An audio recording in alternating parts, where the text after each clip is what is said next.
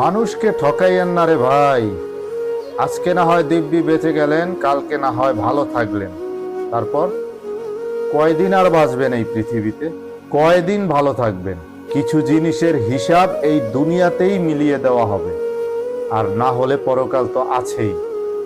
আপনি বিশ্বাস করেন আর না করেন, হিসাব মিলিয়ে দেওয়া হবেই। কাউকে 10 টাকা ঠকিয়ে বাসায় এসে ঘুম দিলেন, ভুলেও গেলেন সব। বছর 5 পর এমন এক কঠিন অসুখ হবে, 10 লাখ টাকায়ও সেই অসুখ সারবে না। কারো সাথে প্রতারণা করে তাকে তীব্র কষ্ট দিয়ে হাসতে হাসতে বাসায় চলে গেলেন। যে কষ্ট পেল সে ঠিকই একদিন ভালো থাকবে, কারণ সে আপনার মতো অমানুষের হাত থেকে বেঁচে গেছে।